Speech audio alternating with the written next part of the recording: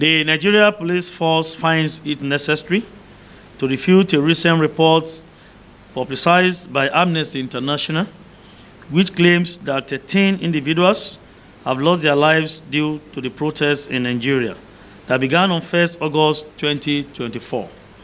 Amnesty International further alleges that security personnel deliberately employed tactics designed to kill while managing gatherings and use firearms as a tactical tool for protest management. The Nigeria Police Force wishes to provide an accurate account of incidents from the first 2 days of the nationwide protest. In Borno State, 4 individuals lost their lives and 34 were severely injured in a terrorist attack by suspected Boko Haram and ISWAP elements who infiltrated the crowd of protesters and detonated an improvised explosive device IED. Additionally, an incident occurred involving an unregistered Honda Prelude car that ran into the protesters, resulting in the death of 2 civilians in Nasarawa State. The driver abandoned the vehicle and fled the scene. Although the vehicle was vandalized after the incident, it has been recovered and is currently in police custody.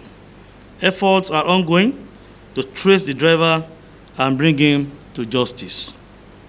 There was another incident reported in Yauri local government area of Kebbi State, where a group of individuals mobilized to loot a shop. In the process, a local vigilante man shot and killed one of the looters. The Commissioner of Police in charge of Kebbi State is currently investigating the incident. This brings the total number of deaths recorded during the protest to 7.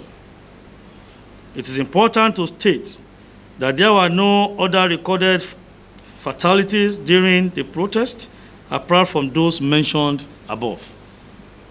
However, incidences of armed robbery, arson, mischief, looting of public institutions and private businesses, destructions of both public and private property were recorded during the protest.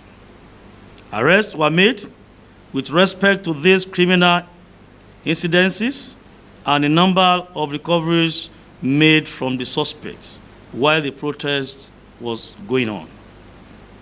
The Nigeria police personnel deployed to manage the protests have acted professionally, refraining from using lethal weapons.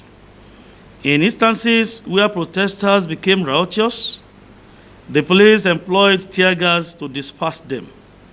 Even when our officers on lawful duty were attacked and injured, the police effected arrests using only tear gas, demonstrating utmost restraint.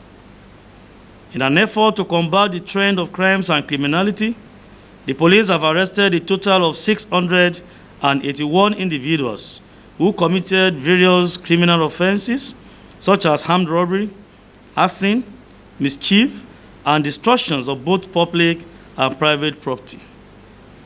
Dangerous weapons, including 2 AK-47 rifles and assorted live ammunition, were recovered from the so-called protesters. Additionally, stolen items such as furniture, electronics, phones, other various shop items, and vital infrastructures worth billions of naira were recovered from the arrested persons. Contrary to the circulating news, organizers of the protest or protesters were not arrested. Those in police custody are under investigation for clear connections to criminal activities. Furthermore, 9 police officers sustained various degrees of injuries during attacks by protesters. One of them, who initially was reported dead, miraculously survived, but remains in critical condition. The ongoing protest has obviously turned violent. We therefore advise law-abiding citizens taking part in the protests across the country to immediately withdraw from it. This advice becomes necessary in view of the violence that has characterized the protest in the last 2 days. It is reasonably expected that peaceful protesters will have withdrawn from the protest that has turned violent.